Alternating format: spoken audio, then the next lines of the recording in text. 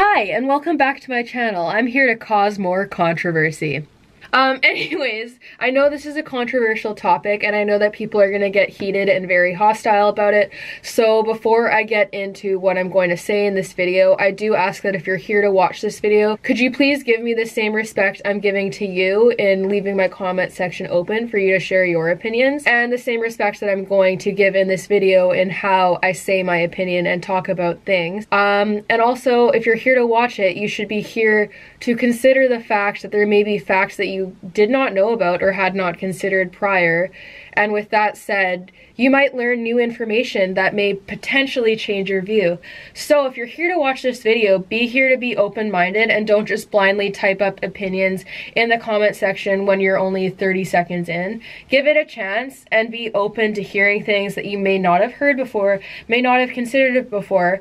And if it's really about the welfare of horses, you should honestly want to hear all sides of things and get as much information as you can on any given situation. Otherwise, you just need to admit to yourself that it's not really about welfare so much as having a very strong opinion on something regardless of where the facts and whatnot are, okay? So please, be respectful. You don't need to name call or be belligerent to others in the comments. Have respectful adult debate, because if you're old enough to function online and run a computer and make a YouTube account, you're old enough to have self-control and not be mean and nasty to people in the comment section. So, okay. So without further ado, let's talk about the Santa Anita crisis, which is the fact that they've had like 3 billion horses break down since last December. And I'm laughing because it's not actually 3 billion. Obviously, I'm being sarcastic and that's a hyperbole. However, it's excessive. I think as it stands right now when I'm making this video, there's 37 horses at that track that have broken down since December of last year. By the time I upload this, who knows what will change with regards to the whole situation on this.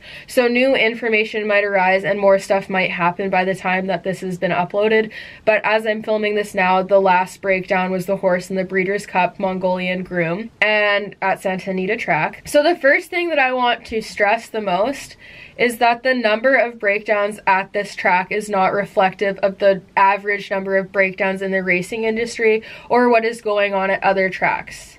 There are other tracks that have higher breakdown rates than others, but this level of horses hurting themselves and dying is very much specific to this one track, especially in the last year. So with that said, if there's that many horses dying in one particular place, as horse lovers and advocates, what we should be doing instead of arguing with each other about how all racing is abuse and this is a byproduct solely of the fact that horses are racing, what we should be considering is what this track and all of these horses that have broken down on this track has in common that is causing all of these breakdowns to occur. By blaming it on the entire industry and saying it's because of the ages are started, the drugging, and so on and so forth, and how they're trained, you're kind of giving Santa Anita an out to try to be like, oh, it's just the racing industry, it's not us, this is normal, there's nothing wrong with our track, instead of questioning why we're seeing such an accelerated rate, especially in the last year, at this track. So with that said, we should be demanding investigations and studies on like the footing, what the horses who died all have in common with each other, because there's got to be some commonality that is linking these horses together. And like personally for me as a horse owner and trainer, if there was any show park or venue where I could ride where horses were getting injured at a really high rate, especially if those horses were dying and they were all competing on the same footing, I would be concerned about what is going on at that particular venue to cause that. And personally for me as a trainer, obviously this is easy to say because I'm not making my income off of racing at this track and I'm not someone who would have to uproot my livelihood to leave it. But for me, if that were happening, I would be wanting to pull my horses off the track. And I do think to some extent there is some responsibility in people who choose to keep running their horses there without demanding that the track do more to address this problem. Now, with that said, the track officials at this track have said numerous times that they've investigated the track and there's nothing wrong with it. And they've tried to put blame on the entire industry and do things like change drugging regulations and do this or that to try to kind of be like, look at what we're doing. The rest of the industry is the problem and the racing industry is the problem, not this track. So if you ride there and you trust what they're saying and that they said that they've thoroughly investigated it and it's fine, then you may be more inclined to stay there. But with that said, if they were doing proper research and investigations and actually making necessary changes to the track, then there should have been a difference by now, and it shouldn't still be happening at this rate. So basically, in short, I want to make it clear that my stance on racing is not in agreement with the breakdowns or what's going on at this particular track. The fact that I gallop racehorses, sell horses off the track, and retrain off the track thoroughbreds doesn't mean I agree with every single aspect of that industry.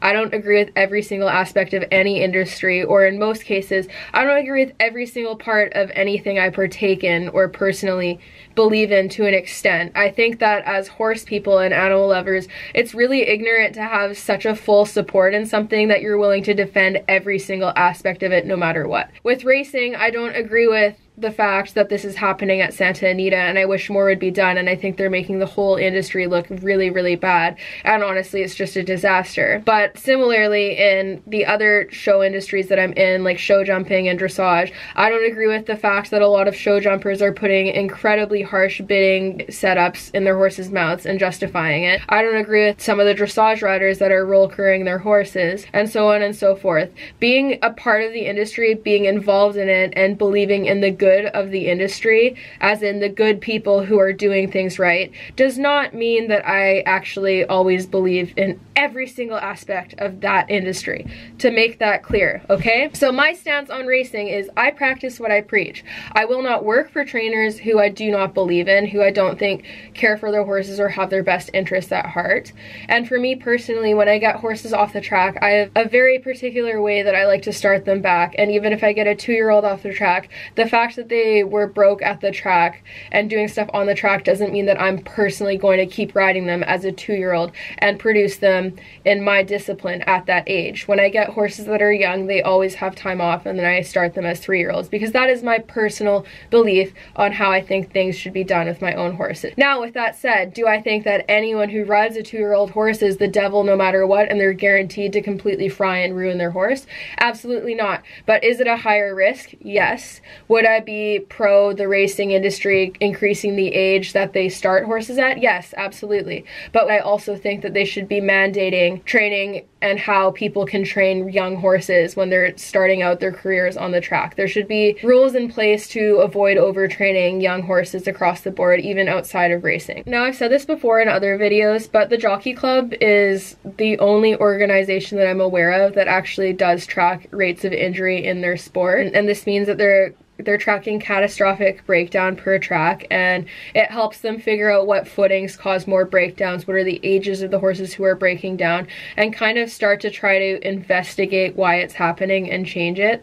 And regardless of what you think about racing, I think that having a database like that is something that would be beneficial for any discipline, because it allows you to better assess what the most appropriate footings are for your sport and what training methods are typically working. With that said, I think the injury database could be done more in depth, and that they could be doing even more research to see which trainers are doing the best job of producing horses to a certain level without sustaining injury, and then go off of there to see how we should be training these horses to make the sport safer. I have my laptop out and I'm gonna pull up the injury database just to read some of the stats from previous years, but the 2019 statistics have not come out yet because obviously the calendar year is not done. They will not be made available until early next year, so we will not be able to see how much the rate of injury increases for this year. Like, I'm 100% sure it's going to increase, even just single-handedly from Santa Anita. But anyway, so the first thing I want to say is that the conclusion of the statistics from the injury database has found that since they adopted the equine injury database in 2009, there has been a 19% drop in breakdowns on dirt. And on turf, there has been a 44% drop since 2009. So that's pretty significant, and stats like that actually let the Jockey Club prove whether or not incentives that they're taking are working. Oh my god. My curtain fell, whatever. Creating these stats and making them publicly available, it gives them a means to not only be held accountable when things go wrong, but also to prove when things they're doing right are working, which I think is very important. Well, there goes my curtain. I'm just gonna leave it like that and you guys can see how messy my room is. Awesome. I tried. I really did. Okay, so I've pulled up some of the stats through 2009 to 2018 on certain tracks. Not all tracks make their data publicly available in the sense that you can't see the breakdown of it at the track. However, the Jockey Club does take most tracks breakdowns into account for the injury database and the year-end percentage. This is for Santa Anita. In 2009, Santa Anita had 84 race days. The number of starts for 2-year-olds was 186 and there were 0 fatalities. For 3-year-olds, they had 2,208 starts and 2 fatalities. The number of fatalities per 1,000 starts is 0.91 for that. For ages 4+, they had 35,067 starts and 3 breakdowns. The number of fatalities per 1,000 starts for that is 0.84. All of the breakdowns except for one that they had occurred on the synthetic footing and one occurred on the downhill turf, which had significantly less starts. So the percentage is quite a bit higher at 1.59 per 1,000. In 2010, they have 78 race days. The breakdowns started to go up in 2010. They added a dirt track because in 2009 they didn't have a dirt track. Ooh. Okay, so this is very telling actually. Sorry, I'm reading it while filming this. So in 2010 they added a dirt track and started having starts on the dirt. The dirt ended up having 1 fatality for 290 starts, which is 3.45 fatalities per 1,000 starts, which again is more significant. 2011 had a huge jump in breakdowns despite the fact that their number of race days did not increase that much.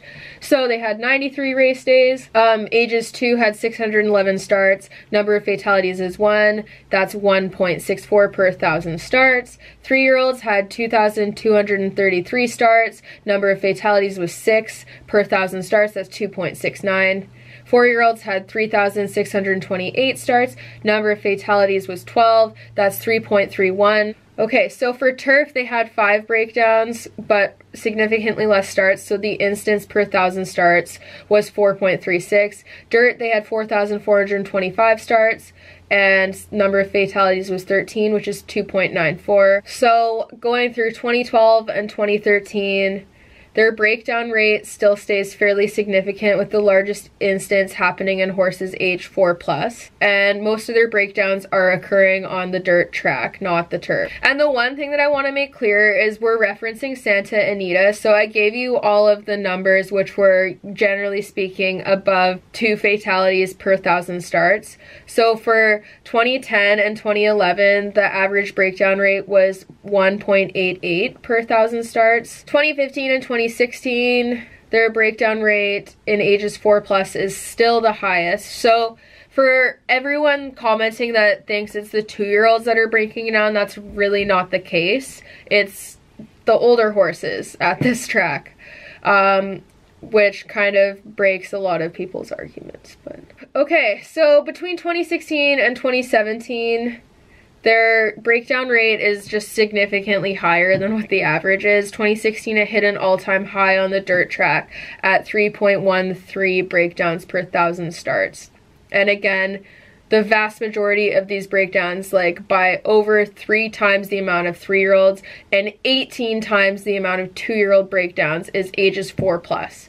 So they only had 1 2-year-old breakdown. They had 18 horses 4+ breakdown, and 19 of the total 25 breakdowns in 2016 occurred on the dirt track. Okay, so I'm gonna skip to 2018 because this is just last year. So in 2018, they had a significant drop on the dirt track in breakdowns. It dropped down to 1.75 fatalities per 1,000 starts, but then breakdowns on the turf tracks went up, and their downhill turf track had a significant number of breakdowns. Still, the vast majority of breakdowns were occurring in horses 4+. However, the 3-year-olds experienced more breakdowns in 2018, and they had 0 2-year-old breakdowns in 2018. However, the number of 2-year-old races that the tracks are running are significantly less. I'm going to go through the full summary of the years. Basically, from 2010 onward, their breakdown rate sees a rise every year, other than some years have minor drops, but it's still almost double the national average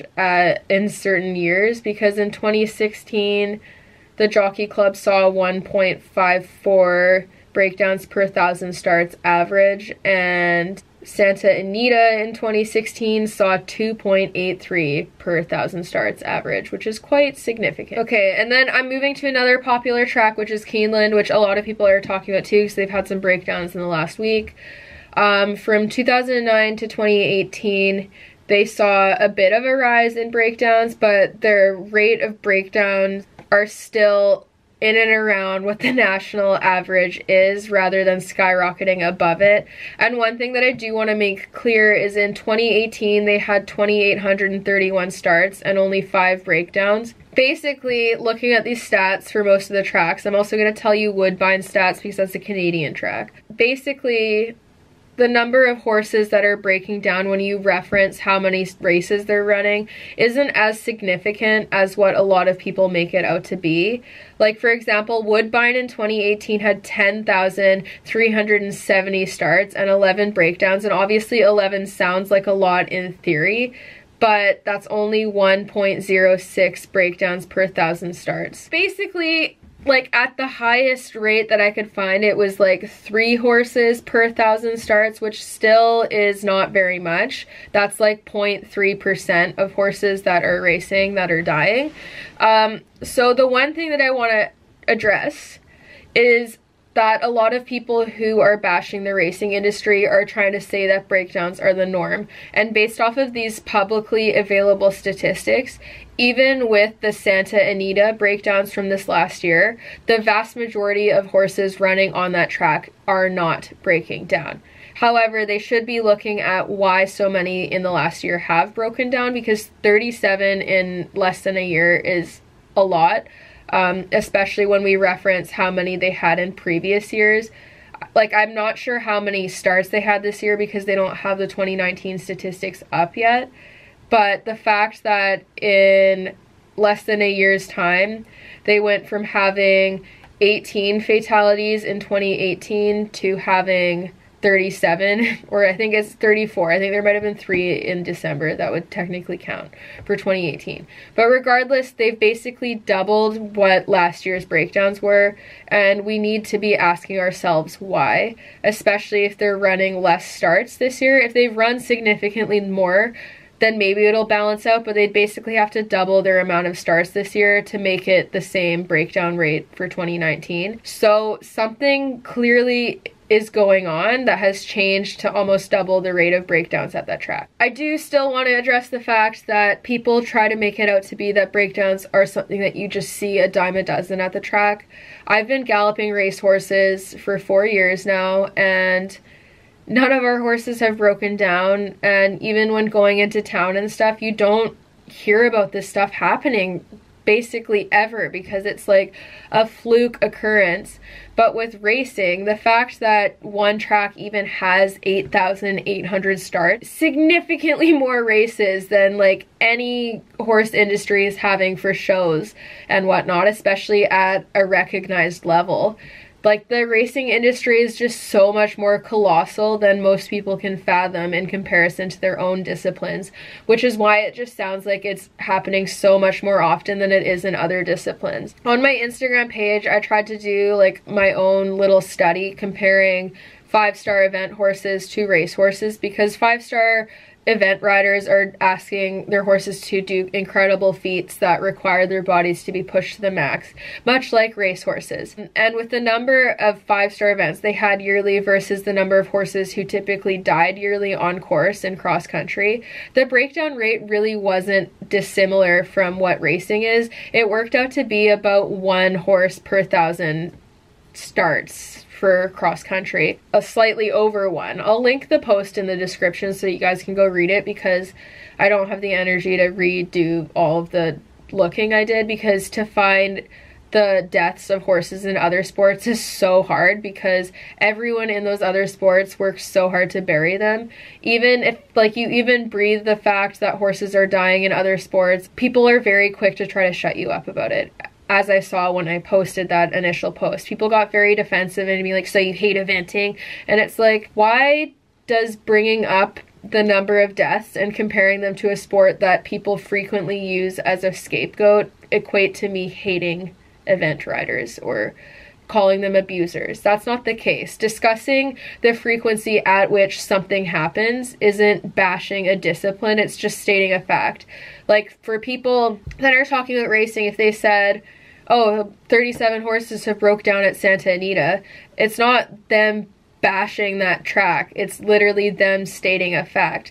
The problem arises when people are taking a number and just listing the number without any relevance. So if you take the number of horses worldwide that break down each year and just say that without referencing how many horses are actually competing, it doesn't allow people to get the full picture, because when we're looking at a 2% instance of something happening, it's not the norm, and trying to portray it as the norm is really, really damaging to the racing industry. I don't agree with everything in the racing industry, and I'm like in it as an employee. I look at it objectively from the standpoint of, we do use horses for sport, and largely people only justify the ownership of them because of the fact that they're competing in these sports. So if the racing industry were to end, it would not only affect all other equine sports and equestrians, but it would displace millions of people from their jobs. It would displace hundreds of thousands of horses with nowhere to go, and it would just create a complete catastrophe, because economically the racing industry is just such a huge money earner, and I don't think people realize how much it actually contributes to the economy. And to be quite honest, if the racing industry does go under, it's going to be people like me and trainers at the track that are trying to clean up the mess and save all of the horses. It's not going to be the people that are calling us abusers and saying that racing is always bad and that no one within it is good. I think it's important to be educated on things that we're speaking out on, because since the Jockey Club has made injury stats so easily available, there's really no excuse not to know the fact that breakdowns aren't the norm in the industry. Obviously, in any case, the rate of breakdowns should be working to be significantly reduced, because if it's increasing, then incentives that are being put forth aren't working. So I think personally, for me, people who are animal welfare advocates, I think we should be advocating for further research to find out what we can do to make these injuries less common, and what we can do to better help the welfare of the horses competing in any given sport. I think that riders, trainers, jockeys, regular equestrians who are just riding for pleasure, I think animal owners as a whole just need to be held more accountable, and that if we want to be recognized as a sport, we can't shy away from injury databases and other forms of research that help make our sport better, even if it makes public aspects of the sport that are ugly that we don't want people to know. And I think largely trainers in other disciplines get off easy because they know they can hide when bad things happen to their horses, and they never have to worry about it being made public, whereas a trainer at the racetrack could have their horse go out one day and work and take a bad step and break its leg. And horses are so fragile, like if they break a leg, they're generally completely unsalvageable, which a lot of non-horse people don't understand. The difference between like an event rider practicing cross country for schooling one day, or even at an event, is that the footage usually gets buried, and if it doesn't, they never have to have that stat counted for anything. So people tend to forget about it a lot easier than they do for racing. And same with dressage riders and show jumpers. If something ever happens in schooling at their private farm, they never have to make it public, whereas anyone can go watch horses train at the racetrack on any given day and they can see anything happen. And if you never go to the racetrack and the one day you go, a horse breaks down, obviously you're gonna think it's the norm. But if you're there every single day, for frick's sake, like honestly, why do I even try to do nice things? But if you're there every single day of the year watching horses train and being involved in it yourself, and you see one horse break down a year or 8 horses a year, it's not really gonna seem as frequent as it does to other people from the outside looking in. So this is becoming really rambly, but basically I think that Santa Anita needs to take more accountability for their specific track and work better to explain why the breakdown rate has basically doubled in the last year at their track. I don't know what the cause of it is. I would think that it could possibly be due to footing, but there's a lot of other variables that could be there, and they're never going to find out what they are if they don't look for it. And the thing that really bothers me about the Santa Anita crisis is it's making all racehorse trainers and all racetracks look bad, when so many of these people genuinely love and care about their horses and are doing the absolute best they can for them. And specifically with the Breeders' Cup, with videos of the horse who broke down coming out where he looks off, and I'll say it myself, he looks off in the videos of him jogging a few days before the race. I think he looks off in the left hind, and coincidentally that is the leg he broke down on. So all in all, I think that personally to me it looks like there's some suspicious stuff going on at Santa Anita, and it really concerns me for the fate of the racetrack, because Santa Anita is going to single-handedly ruin people's faith in racetrackers and their love for their horses, and it's also going to further push the demise of the racing industry by making so many deaths mainstream and making people who just read news headlines and don't bother to look further into things believe that this is what always happened, when that's just simply not the case. The other things that I want to mention to you guys are that racehorses are actually trained to pee to a whistle because they are drug tested so often. So all of my off-the-track thoroughbreds, if we ever get pulled for drug testing at a show now, like, they'll pee on command, which is pretty sweet. But like, they're drug tested after every race pretty much without fail, so you can't really drug them easily and get away with it. And also, unlike the hunter jumper world and stuff, if you get caught drugging and racing, it's a lot bigger of a deal than it was with someone like Kelly Farmer giving her horse cocaine and then just giving her a slap on the wrist and be like, yeah, that's cool. So you can't really get away with it. And in contrast to how many times our horses at the track have gotten pulled for drug testing in the last year, I've been showing since I was 5 years old, and I've only had a horse pulled for drug testing once. So think about how many times, if I had decided to be a sketchy character, that I would have gotten away with masking pain in my horse. It's wrong. Like, I really do think that shows need to be doing better. We need to be cracking down more on the bad people within our own industries. Personally, for me, I think that people on the outside of the racing industry who have no interest of actually doing research and trying to find out more about it to ensure what they're saying is educated, I don't think they have any business weighing in. For one, if they're not going to want to be educated and actually look up the real facts surrounding situations and the rules at the track. And secondly, if you can't look critically at the disciplines you're competing in yourself and you get defensive when anyone remarks on the fact that your own discipline is corrupt and could be bettered, like any horse discipline, trust me, they're all corrupt. Like, there's corruption in all of them. It doesn't mean everyone within them is bad, but there's problems in all of them. So if you shut down any discussion regarding your own discipline and don't want people to criticize that, you don't have any business pointing fingers at another industry, because it is so easy to be like, oh, well, look at what they're doing wrong, and then just not want anyone to talk about what you're doing wrong or what people within your industry are doing wrong. Change comes from within largely, and the people who are familiar with the industry and how it works generally pretty good at demanding change and making it happen if they actually are willing to think critically and look at themselves. Across the board in the horse industry, there's a problem with no one wanting to accept accountability, and with people being far too comfortable pointing fingers at other industries that they're not a part of, pointing fingers at other trainers that they're not associated with, and just playing the blame game where they're willing to put blame anywhere except on themselves and their own industry. I think we could all do a lot better if we look and be like, what are 5 things that are wrong with our industry that we could change, and kind of go from there and make it realistic instead of a very extremist view of like, either it's completely perfect and we're not going to address anything, or ban it, you know? Generally speaking, the truth is somewhere in the middle. Thoroughbreds are bred to run, they're bred to be fat. I think we could breed them to be more hardy so that they're less likely to break down. And honestly, if we're breeding them all like that and they lose speed, no one's gonna notice if all of the horses are a little bit slower. And I also think that they could push the racing age a little bit older to make a difference. There's also things in other industries that I'm a part of that really need to be changed that they could adopt from the Jockey Club. Like, I really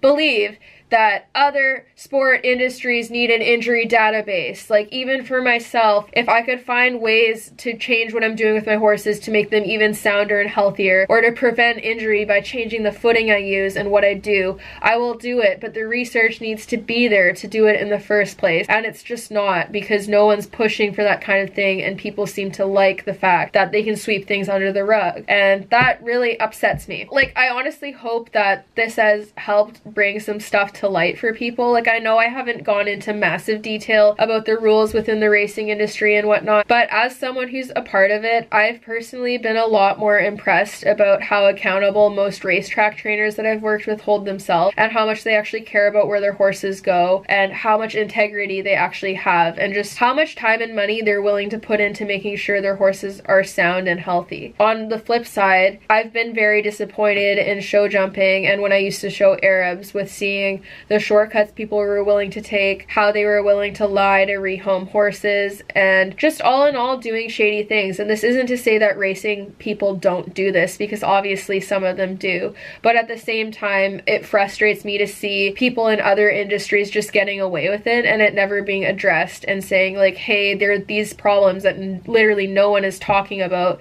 Meanwhile, racing is constantly in every headline, and everyone and their dog is weighing in on the discussion. Everyone and their dog, and like my dog's right there, lol. Anyways, other industries need to be put under fire more for things and held more accountable, and we need to make certain things more mainstream and easily accessible so people can better their training programs and do better by their horses. But I also think that people need to ensure that they're educated on the topic before being really passionate and hostile when they're weighing in, especially when you're calling for a complete ban on something, because that is such an extreme view to have. So I'm begging you guys, please use the readily available information and studies out there, because the racing industry funds so much of our vet medicine studies and other things that there's literally so many studies done on racehorses that you can find, and so many studies done on like footing and like joint injections and other sorts of things that we've used in other disciplines to help make our horses sound, or to help them with surgery. Like a lot of surgeries that we do on horses now, the racing industry is what funded the research on them. So we have to respect the fact that they're literally supporting so much research and things that better the situation for all of us and our horses.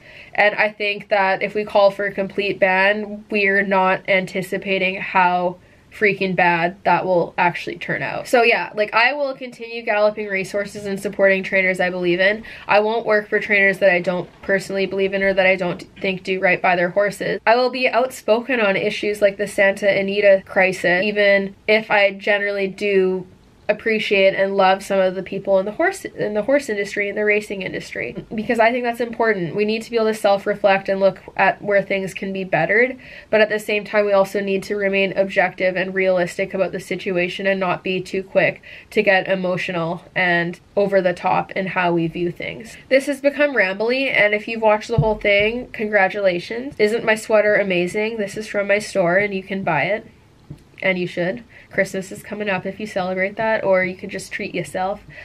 So the link for that is down below. My hands look really small when I do this. So the link for that is down below, and I appreciate all of you who choose to be respectful in the comment section, and even if someone is rude to you, I encourage you not to sink to their level in the comment section, because I've been very impressed with my following and how amazing you guys are and how reasonable and rational you are. So thank you for that, and please be respectful.